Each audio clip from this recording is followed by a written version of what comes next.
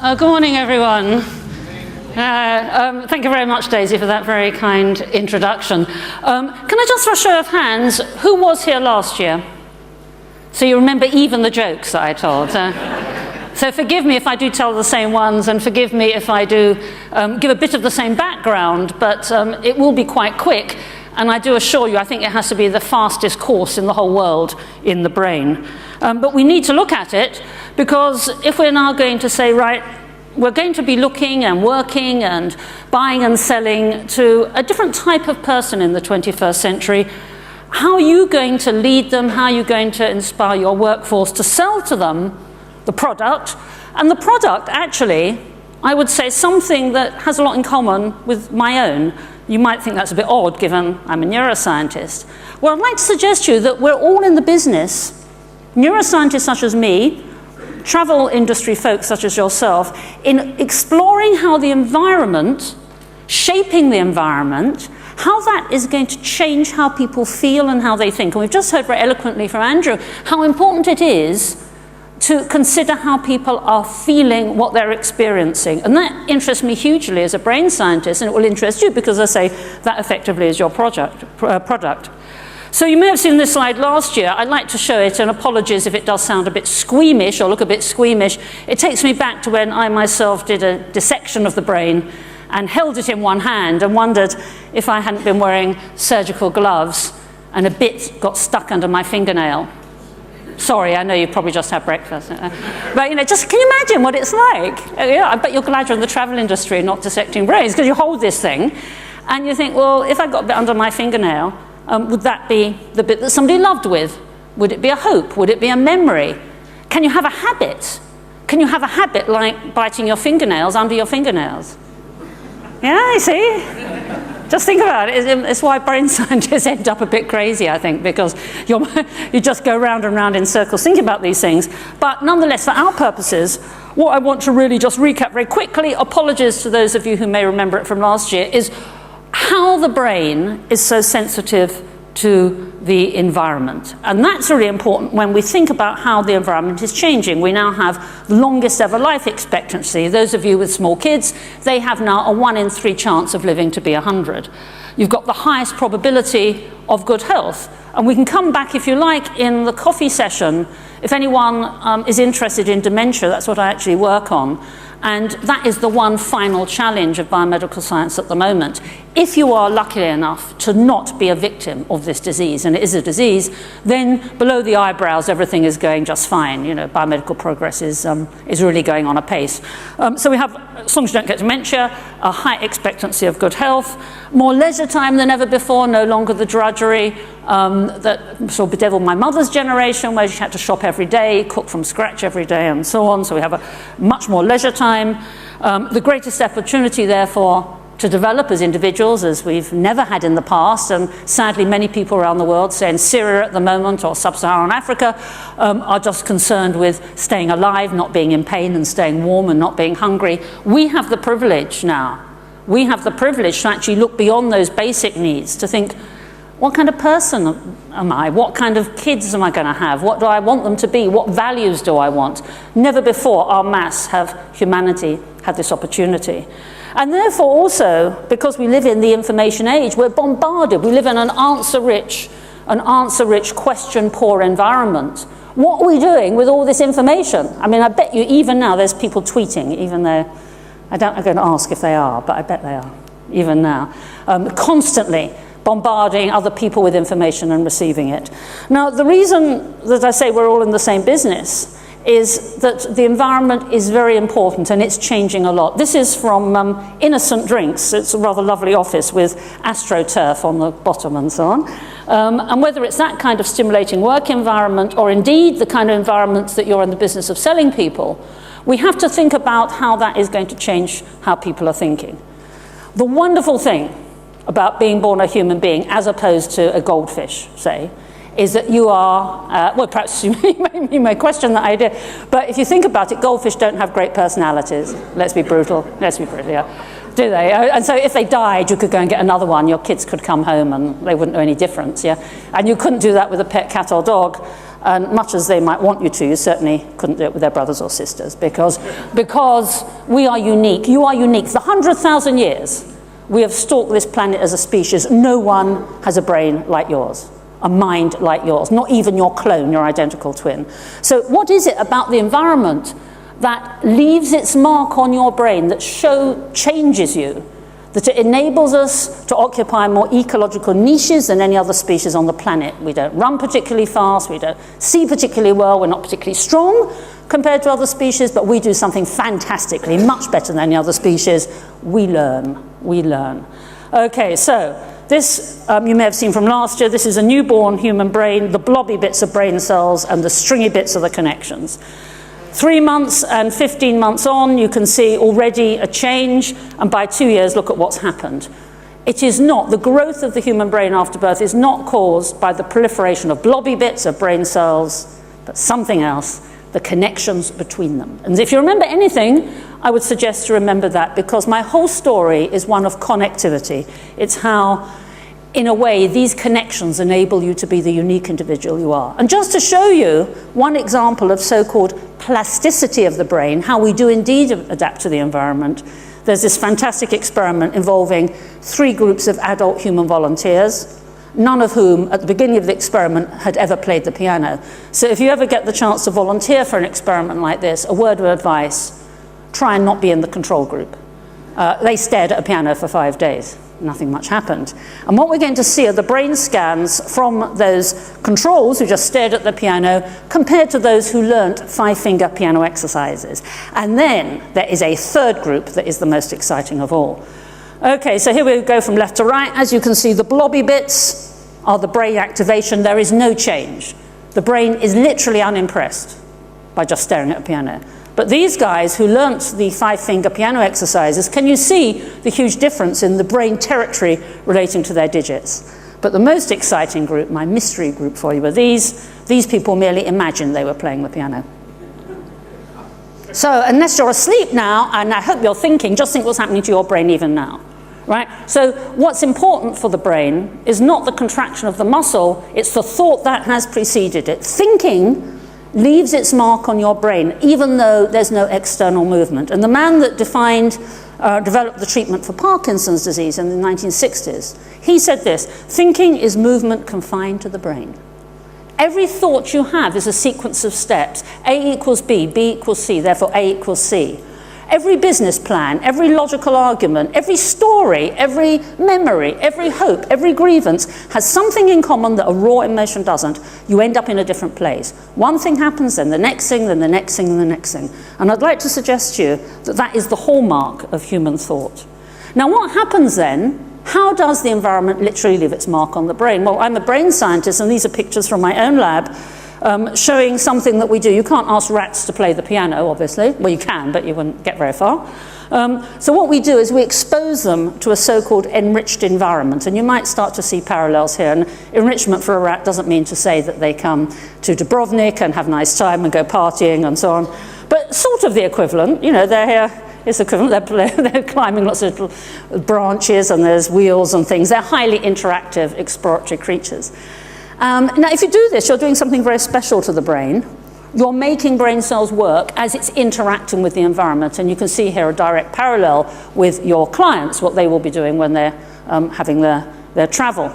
Now, if you look at a single brain cell from an animal that was in the control group, I know that's a rather odd-looking thing. That's a brain cell. Just focus on the branches and compare it with this one, which is a brain cell from rats that were actually in the interactive, so-called enriched environment. Now, why is this interesting or important? Well, I'm sure many of you take exercise, and you're aware that the more you exercise your muscles, they become more effective and they become larger. If for some reason, as happened to my brother recently when he broke his ankle, you do not exercise your muscles, he was amazed how quickly his calf muscle really atrophied and wasted away through lack of exercise. So we're all familiar with that. You use it or you lose it. But so it is with the brain. The more you stimulate your brain, as with these rats in the interactive environment, the harder they will work and the more they will grow. But what they do is they grow branches, as you can see. Now, why is that interesting at all? Well, the greater the branches, the greater the surface area, the more now you can make connections with other brain cells. So you can start you can start to see one thing in terms of something else if you're making a connection. And that's really important when we think about how we interpret the world around us. We don't just see things in a booming, buzzing confusion. No, we see things that are meaningful to us. Take this example. When a baby is born, it would evaluate this thing as gold and shiny. It might want to put it in its mouth. It would roll it. But as the weeks turn to months, turn to years, as those connections are forming, if this is presented constantly to the child, it will start to realize this is something you put on fingers. And then something that looks like that is something you only put on one finger, and you only put it on one finger under certain circumstances. And so gradually something that was gold and shiny now has a meaning that is not obvious simply from looking at it. Then they might acquire one of their own. And it might be the most important thing in their lives, not because of what it looks like. It looks, let's be brutal, like others probably, many other generic wedding rings. This one is special. Why is it special? Because of the memories, the associations, the connections it triggers. And if you then sadly go from, let's say, the honeymoon to the divorce, so again, so many people there. So again, those associations will change. That meaning will change. And yet this is something a kid would just want to put in its mouth, some gold shiny thing. So it is the connections and your interaction with the environment, in this case with the ring, that personalizes it, that gives it a meaning way beyond the raw sensations. Say I'd come on dressed like this today, going woo woo, that's a ghost by the way, in case you wonder what ghosts look like. There they are, there's one. Now, why am I showing you this? Well, we're all laughing, and of course, if I came on going woo woo woo in a white coat, you would understand immediately that neuroscience had finally got to me and my brain had finally really given up. Now, if you showed this to a dementing patient or a small child, both of whom don't have much connectivity, because in Alzheimer's you are actually retracing the steps of brain development to become like a child again. If that is the case, now you have to take it at face value. Now you do not understand, you do not have those connections, those erstwhile experiences on which you can draw. You don't have the checks and balances of your wonderful adult mind. So now you will judge this as something that might be life-threatening. You'll be frightened, as a 2-year-old would be. So what connections do? They liberate you. They enable you, first of all, to see the world in a special way, in a way that no one else does, where objects and people have a special meaning, and it enables you to understand things beyond their face value. So that's why connections are so important. Say you are living your life. This is downtown Oxford. I think people think we still live like this. The reason I'm showing it is that everyone in this room is doing their own things. Well, you are, and these people are. That is to say, everyone in this room has a past, a present, and hopefully a future. You have a story, a life story of cause-effect changes, which is a bit like the thinking. It's where one step leads to the next thing, leads to the next thing. And this wonderful, unique life story is your identity. It's what you are. Things can't be reversed. They can't be undone. They have a meaning, and they are what you are all about. And all of that is left on your brain. Okay, so if that is the case, I'd like to suggest to you the biological basis of the mind. It's not some airy-fairy philosophical alternative. It is the personalization of your brain through these unique experiences driven by the dynamic configurations of neuronal connections in your brain. That's what makes you so special. It's why for 100,000 years we've been here as a species. No one will be like you, nor will they ever again. Now, if that is the case, if the environment is indeed that powerful in shaping who you are, then let's think briefly about the 21st century environment. And Daisy mentioned the parallels I've drawn with climate change. Now, in this case, you can see both are global, the internet, the World Wide Web, no one would doubt that.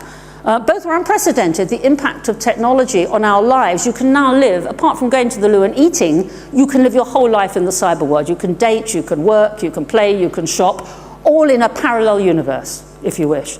Both are controversial, and both are multifaceted. That is to say, the issues break down not into one particular problem, but many, and we're going to look at some of those now. And in both cases, it's in our hands to do something about it. The only difference is that with climate change, it's damn it limitation, as far as I understand it. We're just trying to put the brakes on. Mind change, no, this is where we all come in now. How can we harness the technology, given the vulnerability, but at the same time the sensitivity of the human brain? How can we harness that to make and shape exciting worlds? So no surprise here, 98% of Americans use the internet, 20% are online for 30 hours plus a week. Can you imagine that? That's 4 to 5 hours a day not walking along a beach, not giving someone a hug, not feeling the wind on your face and so on. And the so-called millennials spend even longer. And I'm sure many of you may either employ this age range, or perhaps some of you might even have kids that age. Just to show you where things are going, as well as looking at all the science, and we can look at that in a minute, some of the papers, I think it's important to look at the goods and services. Has anyone here heard of freedom, or perhaps you use freedom? No one's going to fess up. No. Oh, that's your hand right there? No?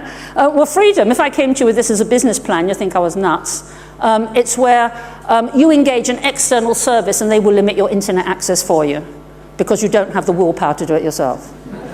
An amazing job, nice work, eh? You just turn off people's internet for 15 minutes every hour or whatever they specify. And this is a commercial business. I think we're all in the wrong one. Another goods and services, eyeglass. You're familiar with the advent of Google Glass, where one will go around with glasses with a small device in the top left corner, and that will give you so-called augmented reality, where as well as getting information for your 5 senses, it will tell you people's CVs, the histories of the building, and so on. So you will have information and facts bombarding you as well as your senses. And moreover, you will be tracked all the time. It's like constant Facebook. You'll be out there all the time, hooked in, hyper-connected all the time.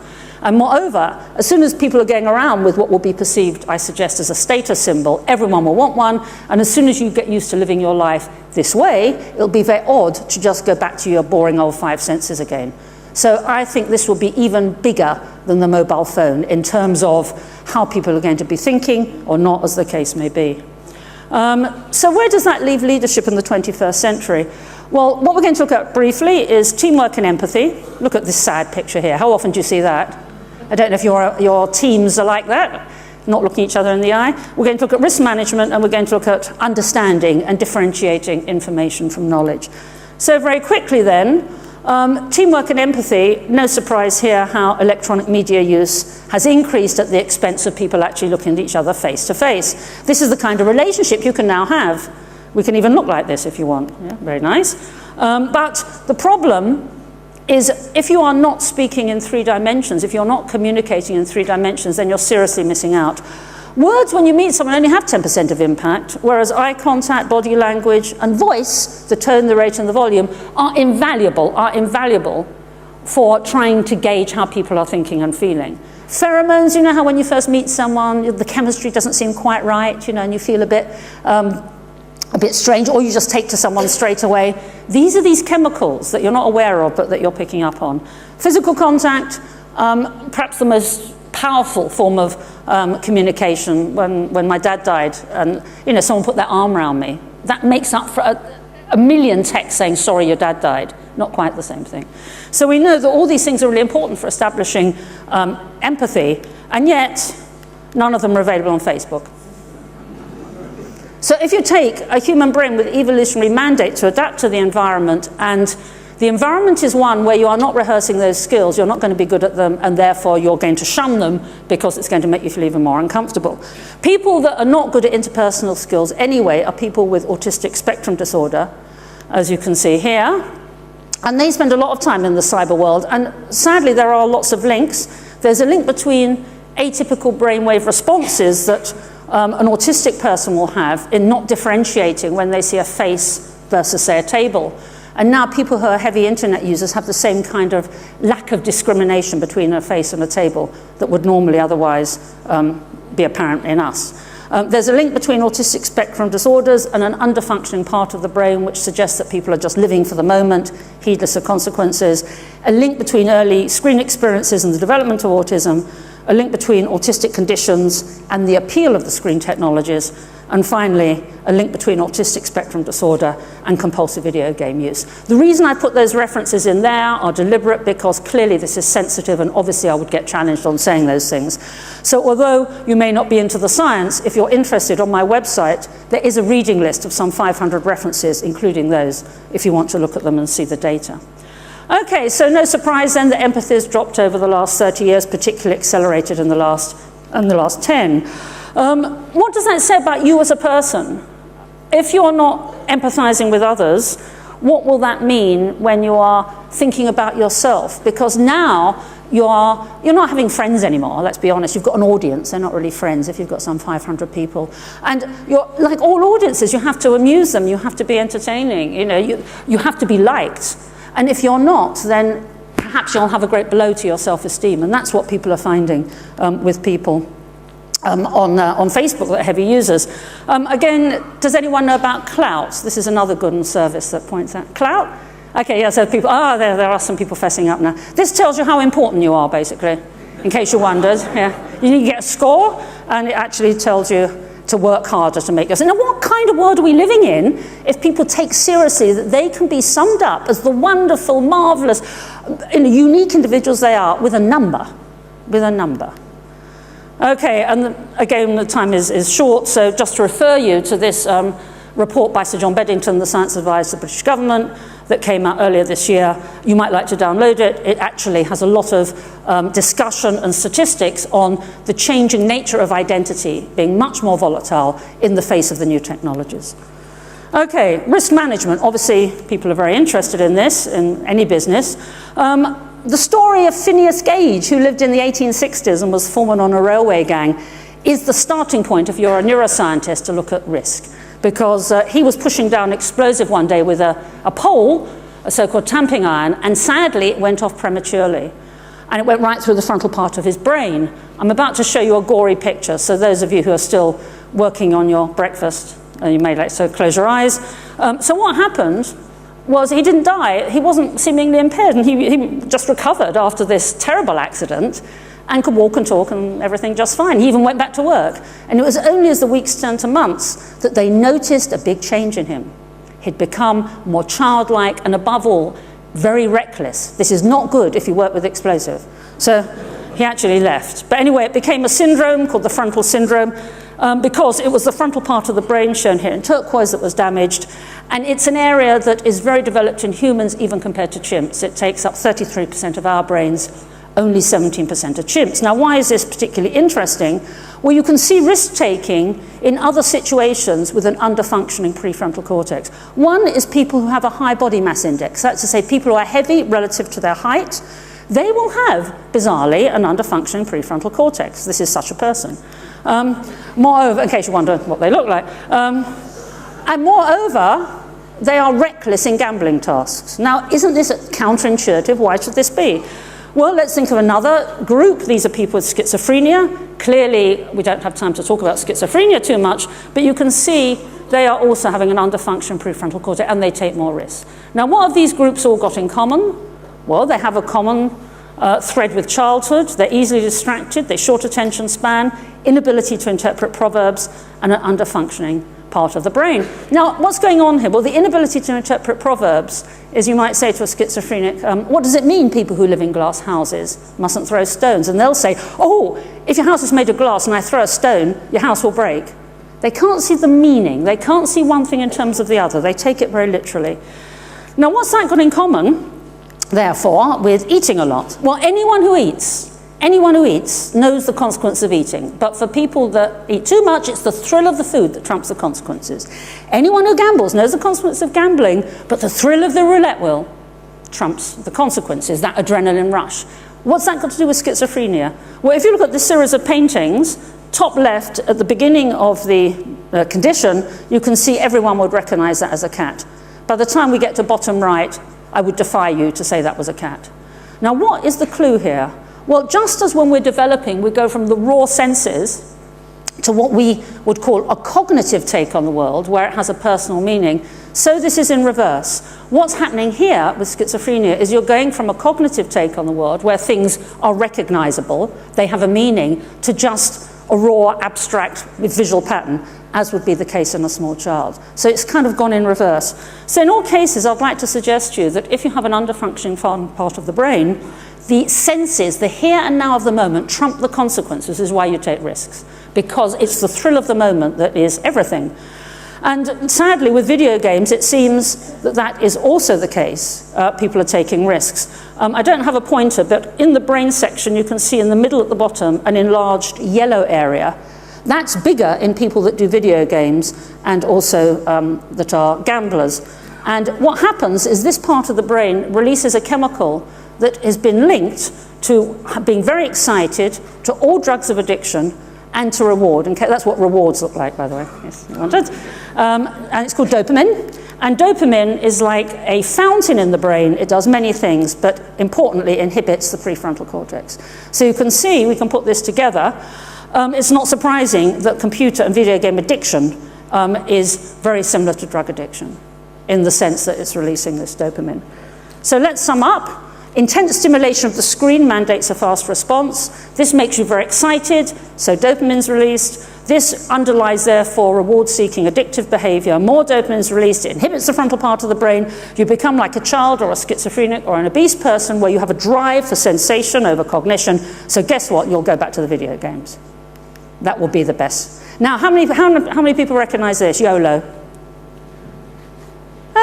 I feel very proud. Because it's a secret. It's a secret normally of the under-20s, this. Yeah? And because I work with one or two, my PA is only 20, I've learned this, and it's a sort of generational secret. What they do is, once you've done something, you're about to do something like get drunk or stay up all night, you write YOLO at the bottom as justification. You only live once. Yeah? And if you ask your younger friends or your kids, they all do it. They say YOLO. And I think that this is a really interesting generational difference and actually shows you this reversal to just living for the moment or wanting to live for the moment. So what's all this got to do with leadership in the 21st century? Well, let's look at understanding. World Economic Forum this year, as one of the greatest risks, has published this issue of what they call the digital wildfire, the dangers of being hyperconnected and the spread, therefore, of misinformation. Information is not knowledge. And just having facts doesn't mean to say that they are correct or that you are hooking them up or they're meaning anything particularly insightful. So look at this. I wonder what grumpy person said this. I worry that the level of interrupt, the sort of overwhelming rapidity of information is in fact affecting cognition. It is affecting deeper thinking. I still believe that sitting down and reading a book is the best way to learn something. I worry that we're losing that. I wonder who said that. Was it some neuroscientist baby boomer? No, it was the chairman of Google who said this. Now, so it's okay to question these things and think about them because even he has said that. So when you play a video game, if you do, to rescue a princess, this is what they look like. Do you actually care about this princess? I bet you don't care about her at all. You don't care what her future lies, what her career is going to be, what relationship she has. She's just something to be manipulated. Whereas when you read a book about a princess, you care about the princess. What's the difference between the two princesses and your attitude towards them? I would suggest that Princess Maria has relationships just like you. She has a past just like you. She has hopefully a future just like you. She has a life story just like you. And that is why she has a significance, a meaning, just like you, which is why you're reading the book. If someone doesn't have that context, if they don't have those connections, and it's back to connections again, they have no meaning or significance. So this is the difference and why reading in particular gives you the context in which you can join up dots and see the significance of things in a way that random bombardment with visual imagery doesn't. So how do we go from information to understanding? This is our third point of good leadership. Well, you can take an isolated fact, we all do, and it's a wonderful resource. But we need to relate it to other facts. You need to help people join up dots and relate facts to each other so that they can really see the significance of them. And then if you put it in an ever wider conceptual framework, you can deeply understand something. So think of the schizophrenic. People who live in glass houses mustn't throw stones. Literally, they will interpret that, but it's only when you join up the dots that it has a real significance. Or when I used to bully my little brother and force him to learn Shakespeare when he was 3 and I was 16, and he was forced to say tomorrow and tomorrow and tomorrow, creeps in this petty pace. It goes on, out, brief candle. Now, he wouldn't have understood what that really meant. He would have thought you have a candle on your birthday cake and you blow it out. He wouldn't have said, it's a metaphor for death. But only by knowing that can you truly understand that line.